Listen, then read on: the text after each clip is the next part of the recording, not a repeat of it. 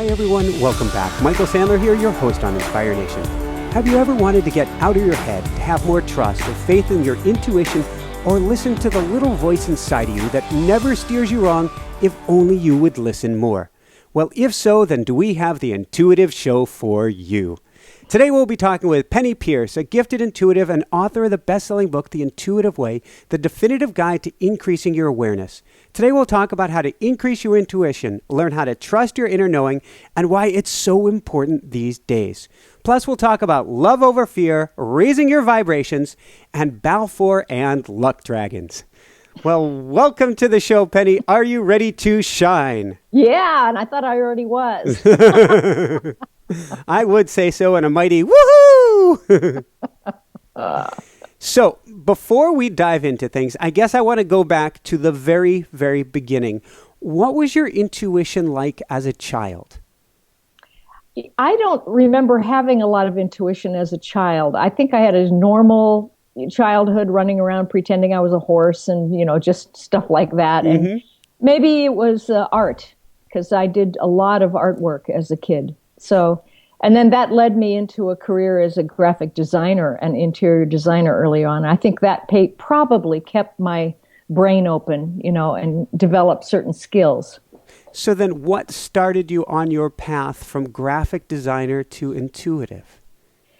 Let's see. Somehow I started getting interested in psychic things and the mysteries I think even in high school.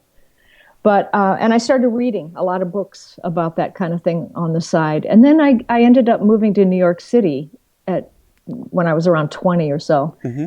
And found there were, I studied with Hans Holzer, the ghost hunter, and wow. A bunch of cool people were doing things, even way back then.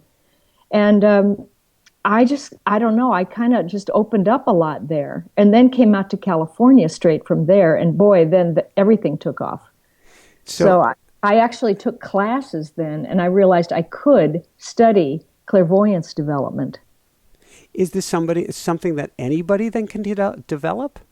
I think so, yeah. I think we are all intuitive. Mm-hmm. I think it's all a matter of whether you're interested and fascinated in it, and that drives you and opens up your skill. So I wonder, there's a part of me that wonders if we would all be interested and fascinated in it if we believed it. Isn't that strange to say, if we trusted our intuition, if we believed that our intuition was real? Well, it's kind of the chicken and the egg, isn't it? I think you have to see, I don't know what caused me to really be interested in the mysteries at a really early age, but I was always delving and penetrating and exploring. So maybe that comes from the soul, and other people are interested in building houses or something, and that's a different fascination, I've got to think once you've exposed yourself to people like a ghost hunter, then intuition is it's so much easier to believe, because you've already, that's way out there in the spectrum. Not that it's not real, but it's way out there. And so you're coming halfway back to Earth. Right. But that was interesting too, just because he grounded it with photography. They actually photographed houses where there were supposed to be spirits, and found the photographs were distorted in unusual ways. So there was some kind of physicalness to the existence of it, some kind of, maybe it was like the wake that a boat leaves in the water or something, but it was still, real in a certain way. So you get out to California, you're being more exposed to it, you're more open to it. What did that mean for you at that time? It was a very exciting time for me. It was really in the beginning of a lot of the human potential movement. And it was like a smorgasbord in Northern California at that time. So, I studied everything, nutrition, I took est, I did, all kinds of things.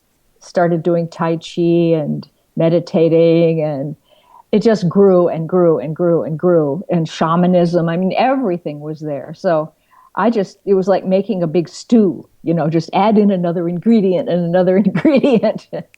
And at a certain point, the funny thing was I used to go home at Christmas to visit my parents.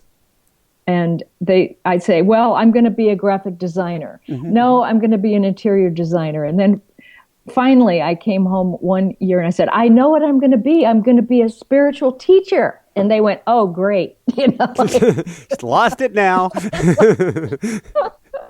And then that's the one that worked. So then on your path to spiritual teacher, you said you're going to be a spiritual teacher, which meant you were on your way. And I'm not saying that facetiously. You've put that out there. What was the steps toward that? I started working with a group in San Francisco called the Center for Applied Intuition that was run by a scientist from Stanford Research Institute who was working with the idea of using intuition to solve problems in corporations. And he had a team of intuitives. This was actually pretty cool back then. I think it'd be pretty cool now. Yeah, anyway, so he would get a set of questions. He would design the questions so they were phrased correctly. And then he'd give that to each of these intuitives, and there was a whole team of us. And then we'd do readings on it and give it back to him all separately. And then he'd find the common elements. He called it intuitive consensus. And we did these reports for a lot of companies and also for a lot of businessmen in Japan. And that is how I then got sent to Japan to start working which went on almost annually for 20 years or so, to teach and do private readings for people there. Now, I have a little bit of an exposure to the Japanese culture. I can't say that much, but were they more receptive there, or is it more receptive? And I shouldn't say we. The show's 159 countries. We actually have quite a few listeners in Japan. Yeah. Is it more receptive in Japan than the States? Well, back then, I think it was very receptive, but I think the Japanese people are already highly intuitive. But they don't bring a lot of it into the conscious mind. It's just a way of life where it's very, very merged, and body oriented and high energy sensitivity. So what I was doing, I think, was helping them bridge that over into the conscious mind so they could start to work with it more, intentionally, I suppose. But yeah, I found it real easy to communicate and work with them. Very cool. So maybe we should go from there and define then really what Intuition 101, what is intuition?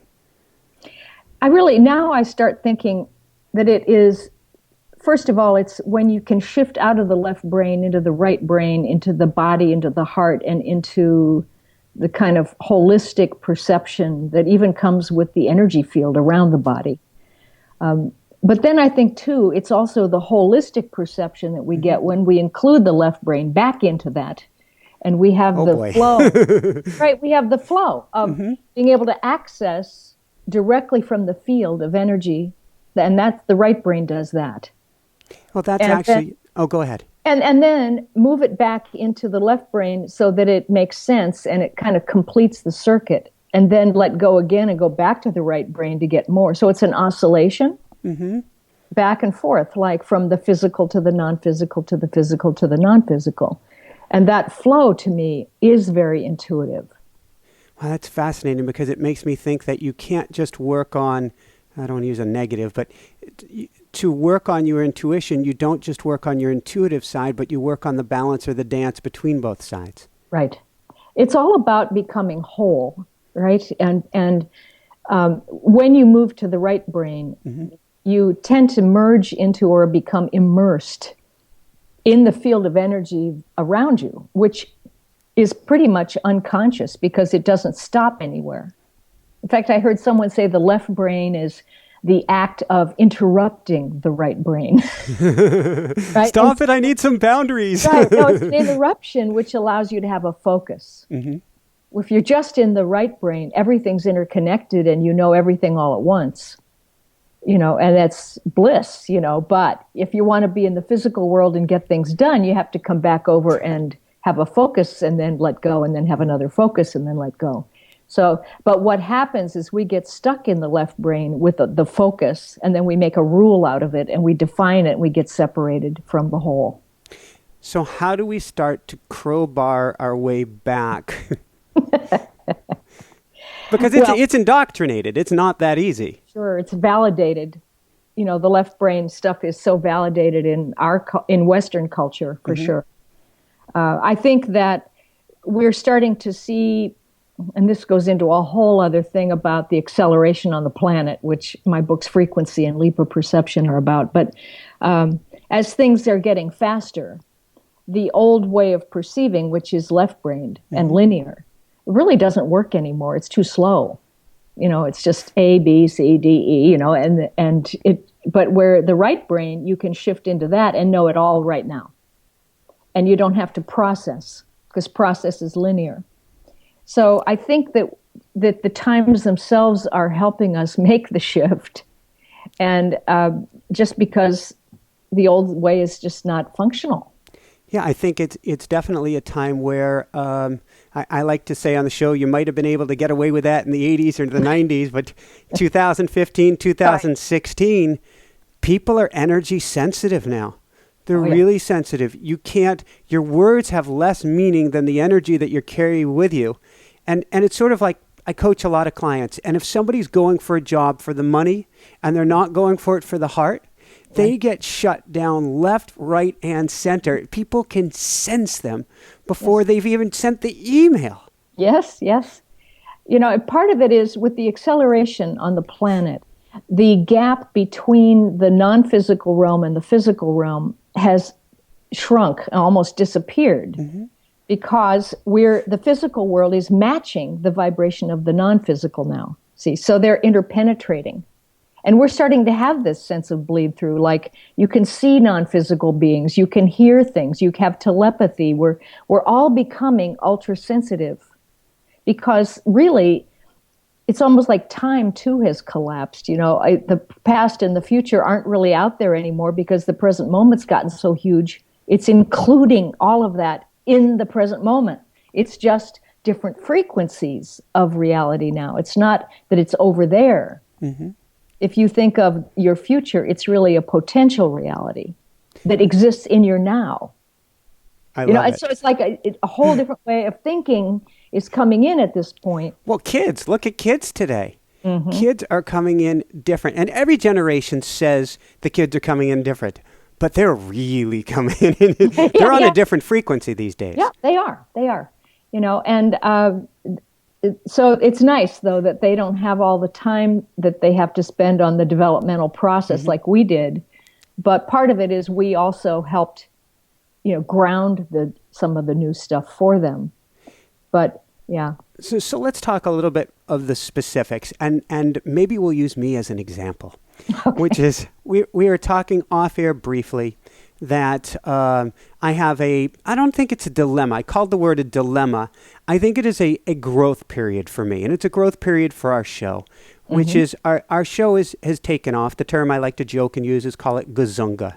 It's one of the top self-help shows worldwide, 159 countries, and it didn't exist, I think, even 4.5 months ago. It was an intuitive hit. We had to do this. We listened. We went quiet, my wife and I, and then we went with everything we've got. And it's doing great.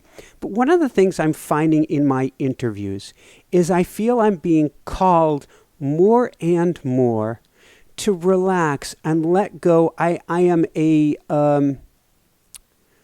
that left brain really wants to get going and have this thing planned out to a T. Yeah. And I'm actually guilty of asking author questions, and I won't do it with you today, where they go, I'm sorry, Michael, you know the book better than I do. That's not what you're looking for.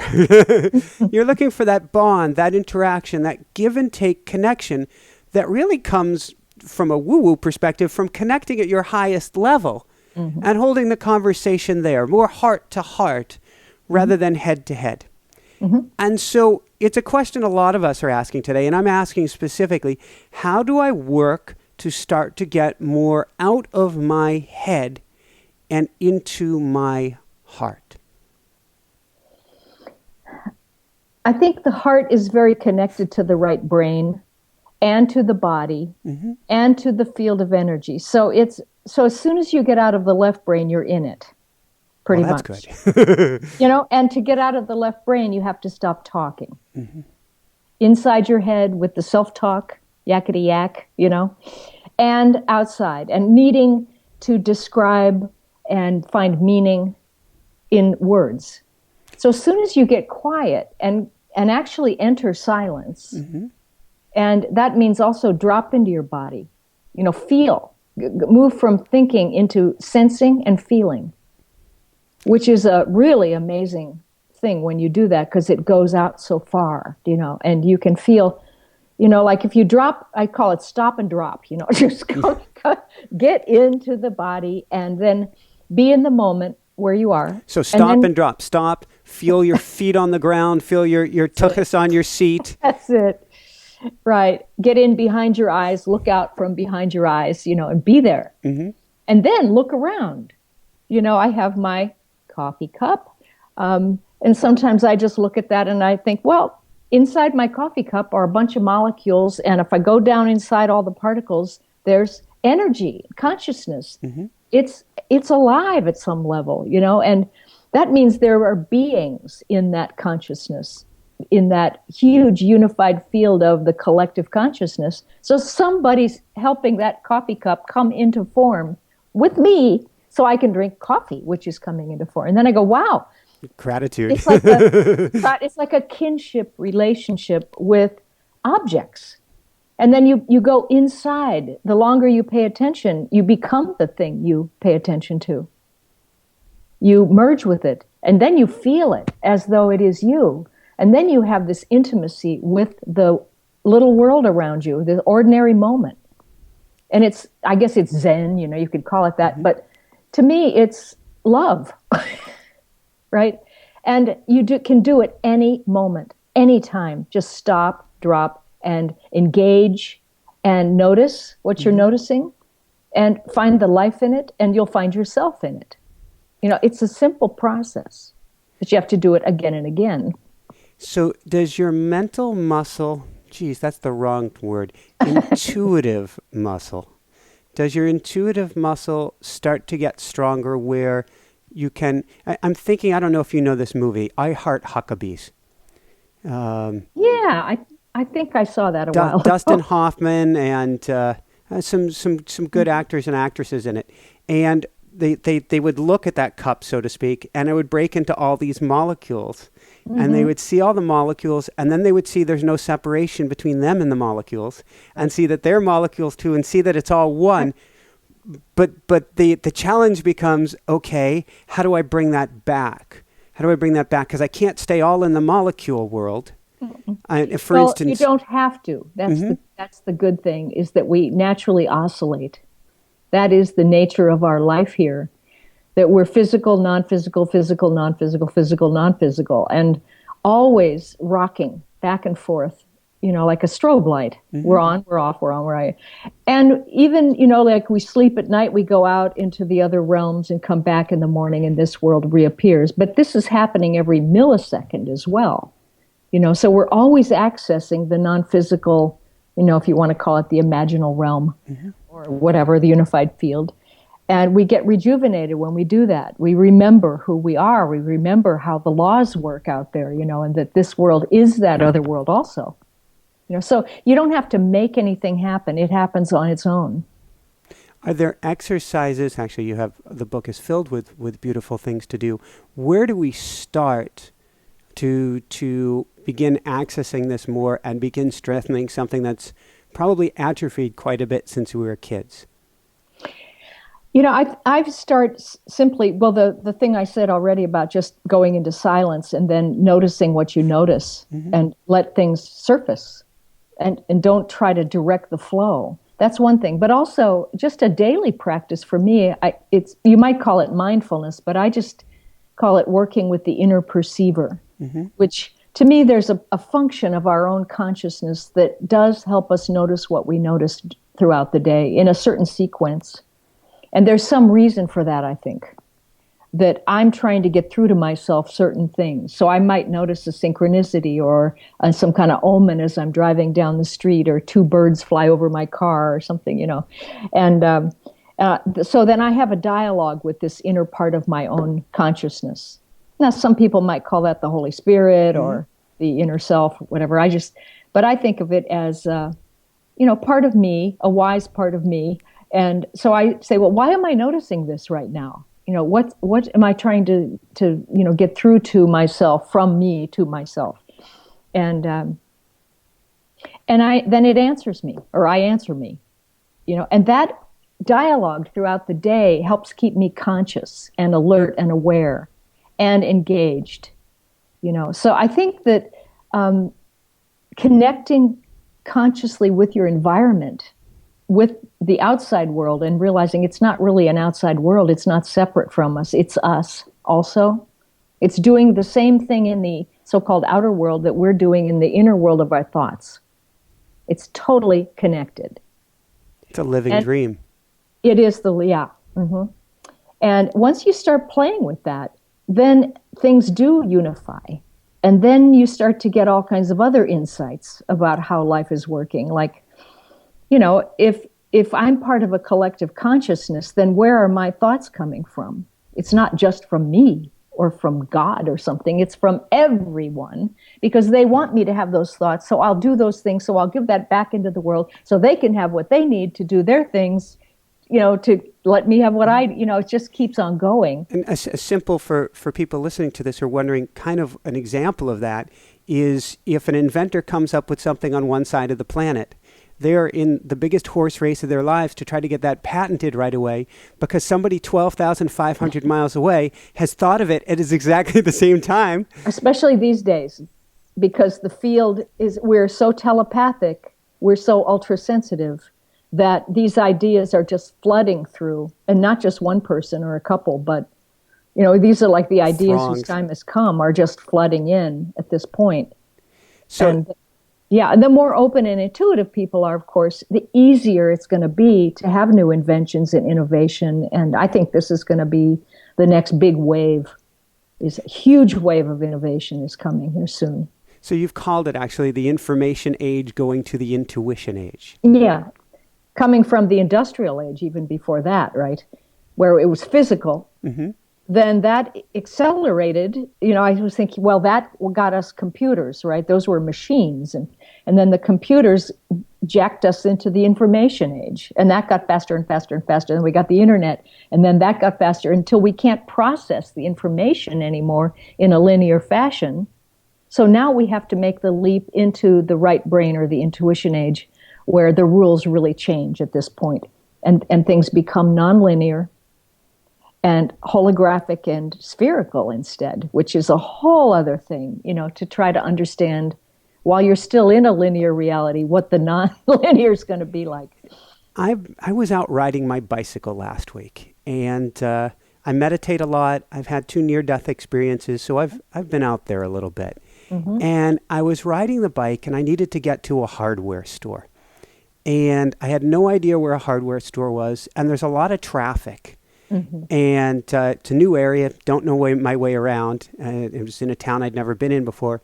And I said, all right, I called it subconscious. In your book, maybe you call it superconscious. I said, subconscious, I need you to find me a hardware store. And I cannot look for one. That would be detrimental to my health. And so I rode down the road, stopped by a paint store. Uh-huh. Corner of my eye, a tiny little thing that said, and hardware supplies. That's a bit what you're talking about, right? Accessing something. Yeah. Yeah. You get to a point where, like, my mother just died a couple months ago. And so I've been in this kind of heightened, it's okay. I'm happier, I'm sure now. But I had an odd thing for about a week where in the morning I started waking up way before dawn and thinking, maybe I should get up now. And then a voice actually said to me, don't think about that right now. Whoa. And then I'd think, well, maybe I should go over to the house and clean out that closet today. Don't think about that right now, and so what would happen is in about 20 minutes, my body would get up. Mm-hmm. Just on its own. And then I realized, oh, wait a minute, I'm not even thinking about getting up. I'm just getting up. I've seen this before. And so it's like I was showing myself, that inner voice was showing me, don't use willpower to direct the flow. Just let it happen. You know, if you notice something about getting up, just notice it. And then when the urge comes, just do it. You know, and it's a subtle refinement of things, but you don't want to get in the way of the flow with your left brain. It sounds like you need to make space then. If you don't have space, if you're go, go, go, go, go, then you don't have time to hear the voice, or you don't have time to let it, you don't have time to jump into the river. Mm-hmm. Right. And that's part of that being quiet part thing too, you know, getting out of the I should, I have to, my to-do list, I'm progressing. Mm-hmm. You know, I say in Frequency, in my book Frequency, that there's a certain stage you get to where it's the end of progress. Where you'll have to explain this. You stop pushing ahead and thinking you're getting better. Mm-hmm. And you just stop and realizing, oh, wait a minute, I am my soul right now. I'm fine. Everything's working. So what do I want to do now? And your motive changes more to, I call it now self-entertainment. You know, that pleasure is a very high state. Loving yourself. Yeah, well, but I don't know how to love myself. I just enjoy the act of being myself, right? You know, because I can't get out of myself to love myself back, or you know what I mean? Mm-hmm. But I can enjoy the surprise of how this thing, this personality, mind, and everything does what it does, and how the soul, who I am, gets through this. You know, and if I can refine that act of my soul getting through this mechanism here that I've created, you know, and make it better, then I have more fun. Well, it's like magic. I think if we step back from it, it's hilarious. It's hilarious that we're this energy ball stuffed in these beautiful vehicles or meat suits or whatever we want to call them, rental vehicles, spacecraft. Right. We can even call them spacecraft. Yeah, right. And we're doing all sorts of really weird stuff. Yeah. And protesting about stuff that we're doing and making hard for ourselves, as though the outside world is doing it to us. So that's what's really funny. You know, the cosmic joke. Well, you did. You had in your book, The Intuitive Way, you had in it somebody who came to you and she was complaining that the whole world was against her. The whole world is against me. The whole world is against me. Your tape is frozen. Will I get enough time? Will I this? And she conspired in her own favor so that the whole world was against her. Yes.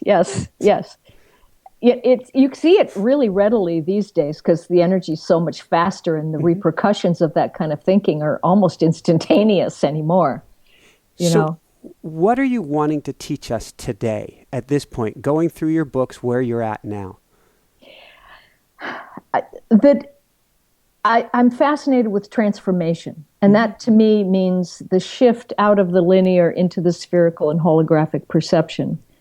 And we don't poof and just disappear, but we become, you know, there are a lot of symptoms of this, but what happens is that things become very easy. Mm-hmm. We become inspired and things work. And I've just gotten to a point where I'm thinking, this is all so much easier than everybody else makes it out to be. There are a few simple techniques, ways that we can just stay connected, and then, you know, there are a natural sequence of insights, maybe we should call it. Like you get intuitive, and then you feel the field, and then you feel the collective consciousness, then you realize everybody's helping you voluntarily, you know, and you can just say what you love, and they'll help you get it, you know, and that doesn't mean there isn't suffering in the world, or that you don't do anything about it, but you don't have to rescue everybody. And you can do a lot by keeping your own consciousness as an open hole in the field where their light gets through, you know, and I don't know, so many things. So that sounds complicated, but actually it's so simple. And the process takes care of itself. The flow takes care of a lot of this for us. So it's really, at this point, more important than ever to just allow then. Just allow. Let go. Be quiet, but then pick up and notice what's coming into you. And then feel, I have an idea that we have a new set of criteria that we need to adopt these days. Which is for making decisions, right? Instead of I should do this or whatever, or I'm a bad person, it's like, does this keep me in my home frequency, the way I love to feel? Does this allow me to be loving? Does it help me connect with other people? Is it self-entertaining? Do I really like this? And even things that are a little difficult, you can like them, right? You can put your attention into it and it becomes interesting. So I choose things now by the kind of energy that I have when I think about it. And when I do it, that I want to stay in a certain state with my heart open, my receptivity open, and also fluid so that I can pass things on. So you're really weighing is too much intellect, but I'm going to go with the word. You're weighing the frequency, you're weighing the vibration of, at a much deeper level, how will it make me feel if I do X, Y, or Z? That's right. And it's not even will I feel, because when you think about something, you'll feel it right then in the present moment. And you can gauge it. Your body will tell you right away, this is a go or this is contracted. Jessica and I have my wife Jessica and I have a funny thing that we do in grocery stores, and which is when we go to purchase something, if it's a choice between A and B and we haven't seen either A or B before, either she'll close my eyes or I'll close my eyes and I'll put something in front of her heart. She doesn't even need to touch it. Put it there for a minute, take it away, put another one there, maybe shuffle them up a bit, and we always both come to the same answer. It's wild. We're like, no, I wouldn't touch that one over there. And why not? All the ingredients look, wait a second. That's a good one. Yeah, because the body really does perceive many, many subtle variances of frequencies. And part of our skill set now is learning how to read that. Our own energy information. How do you let's say you're at work and you've got 1,000 things buzzing around you. You've got an angry boss. You've got a meeting coming up. You need to make a decision real quickly. And you don't feel like you have that opportunity to go quiet. What do you do? First thing is you notice the frustration, that state that you're in. And then you realize that the frustration comes from the fact that you just gave your power away to your angry boss, and so that person can keep you from feeling the way you want to feel. So then you take your power back in a way. You say, okay, all that stuff is there, and I still can feel the way I want to feel. So I don't have to go off and meditate for 20 minutes in the bathroom, but although the option's there. But but right now in this moment, I do know. Some part of me knows all the time. So what is that part saying? I can be quiet for a second and drop into a feeling state where you put one orange or one apple or whatever next to you, you know which one you want. Immediately. There's no logic to it, though. That's where the feeling comes in, where you just have direct knowing, which is, of course, another term for intuition. We have a lot of people write in with different questions on the show. One of the most common questions we're getting it almost like multiple times a day right now is, and maybe it's the time that we're living in. I have to feel that one out myself. How do I get unstuck? I hear it all the time too. I think the energy in the world is doing something, and that is real. I feel like the end of last year particularly was kind of like a bottleneck where it was going and then suddenly it kind of slowed down and everything you had to just keep walking, don't pay attention to what the energy's doing, because it was like a roto-rootering time where things that were not dealt with yet, are coming to the surface. It's a clearing time. And when that happens, it often means you slow down to be able to have to look at it. You can't just go glossing over the surface. Mm-hmm. And so I think that has continued a little bit through into the beginning of this year. Part of it is that when you feel stuck, part of it's the left brain projecting ahead, thinking it should be another way, or that my process should just keep progressing the way it always has in the past, and what's wrong with me. Yeah. And so you're starting to actually, when you project ahead of the flow, it's almost like you've turned around and looked back at the flow, and now it can't move anywhere. So you have to take that as a sign that, wait a minute, let me just do what the flow is doing right now. I'm going to slow down. I'm not stuck. I'm being shown that it's okay to just be, and drop into my reality and love it. And wait for the flow to start arising anew within me, because it will. As soon as you stop, it'll come back. Being in Maui the last few years, I can't help but draw a surfing analogy here. Right. If you're on the wave, don't think about the next wave that's coming. Oh. Drop into that wave, be with that wave. And if you don't be with the wave that you're on, you're going to get pounded by the wave. That's it. Yeah. And I think that's, these are just energy principles, really. Mm-hmm. But the consciousness and energy are two sides of the same coin. So, projecting ahead, being impatient, those kinds of things, futurizing, it doesn't work anymore. Planning too much doesn't work anymore. And all that left brain activity that we're so used to doing, it has its place, but it's not running the show. We had a guest on recently, Matt Kahn. What a beautiful, beautiful spirit, and wrote the book, Whatever Rises, Love That. And he said that to move fast in this time, we have to slow down. That's it. And so maybe the answers come to us the fastest. I'm pleading the witness here. Mm-hmm. If we don't try for the answers, but slow down and let them chase us down. They don't even chase us down. They're already there.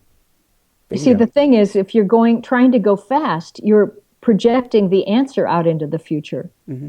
You're separating from your present moment place of openness here right in the center of yourself, where all the answers actually arise out of, and people don't come to you from the outside world, because there's no outside world. Mm-hmm. They show up out of the field, and there they are, and they come out of your vibration, your frequency.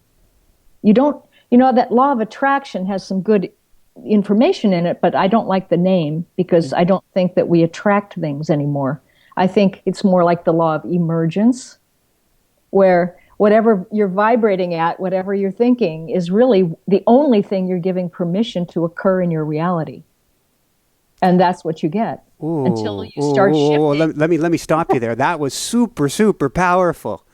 Whatever you are thinking about is the only thing that you're allowing to occur. We had another author, Derek Rydell. He wrote a book, Emergence. So it popped in my head when you said that.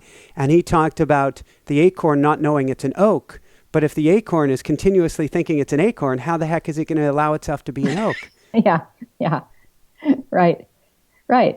And part of that is just understanding, too, that we are part of this unified field that is really connected to infinity.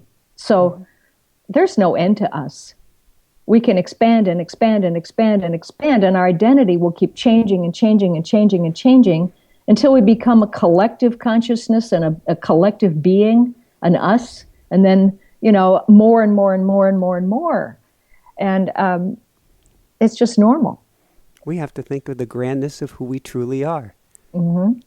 Yeah, and the specificity that we get to have by being able to incarnate and be an individual in a body. I mean, everybody protests about it, how much suffering there is in the physical world. But to me, it's like the greatest privilege to be able to understand how actual creativity and materialization occurs through focus and attention, really. Attention, not intention. I love it. So what would you say to parents who have young kids today? I think the children that are coming in these days are pretty well advanced in terms of understanding how things work in the mental and spiritual planes of existence. They have memory of it. They're actually more of a group soul. They're connected to the group. So they don't understand individuality as well. They don't. They need help, I think, bridging all their knowledge, which is at a very high merged state, down through the emotional realm and into the physical. So they need kind of almost like reverse intuition training. You know, they need to get in without losing their memory of their knowledge base. But the negativity in the emotional realm is very upsetting to them. And so they kind of try to jump over it or avoid it. You know, so I think a lot of the addiction to media and video games is a way of not having to feel what else is going on sometimes. So I would train them in, things that bring artistic sensitivity down through the body, like sculpture or music, or things where they can learn to make gradual transitions where it's not choppy and it's not scary, to bring inspiration and innovation in. I like how you said sculpting, because you're making me think of clay and earth and literal grounding. Yeah, fun things for your body to do that allow you to have beauty, and tactile, sensory experience that makes you like the body, because a lot of kids today are just really not in their bodies. The children come in and you go, "Welcome, teacher. We'll work on this together." Right. Let's play together. And a question we like to ask all our guests toward the end, which is, what personally brings you the greatest happiness, or what I call the woohoo factor? Oh gosh, so many things. I mean, animals and birds and nature and gardens and all that natural stuff, and just seeing the variety of people and how they are growing themselves, how they are getting through their, you could call it wounds, but you could just call it mistakes in perception, that they're getting through to themselves. And I love it when people hear something, when it hits them just right and they get that click. And, it's like their heart opens and their eyes get wide and suddenly light comes out of them. It's one of the best things.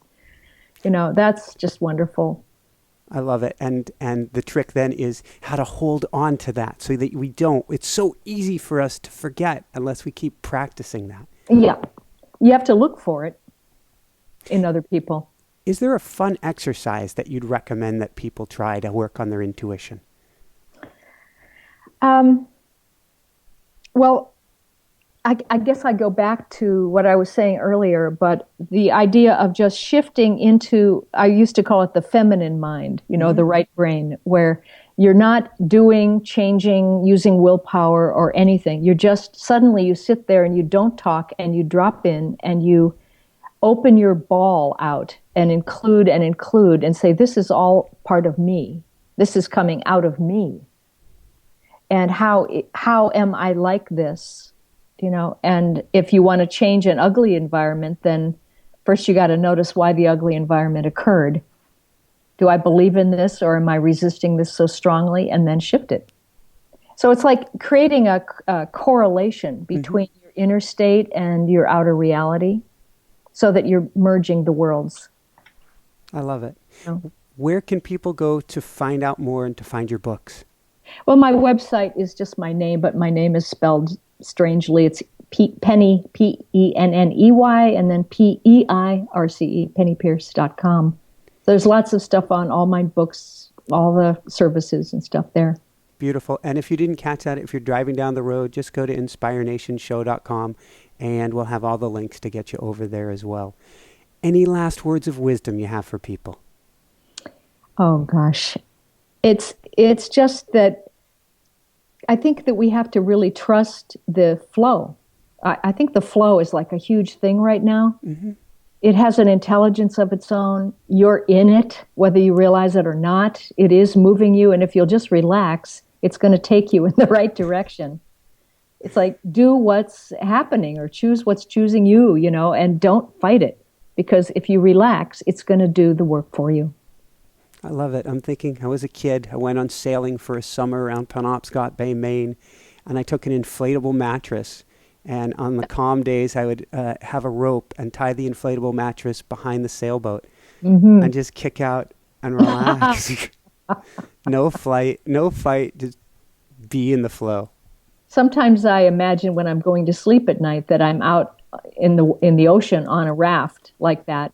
But the dolphins come and they have ropes and they pull me out somewhere into the middle of the sea where it's, I can get the best dreams or the best connection.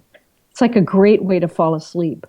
I'm gonna try that tonight. I wanna play with that. And I saw the dolphins dancing in Maui, so I'll picture them. And we have a shaman friend of ours who was called to Peru by, I think it was a pink dolphin. Mm-hmm. So that went right up from the channels of the waterways into the rivers. And yes. Yeah. So. Yeah, I think the dolphins are really connected with higher beings, so I always trust them. Woo! Well, thank you so much, Penney. This has been a true honor and a pleasure. For everyone out there, this is Michael Sandler saying, be well, have fun, get the intuitive way, and be in the flow, and shine bright. Woohoo! Thank you. You're so welcome. Thank you. Thanks so much for watching. If you enjoyed it, be sure to like below. Also, leave your comments. Have some real fun with it.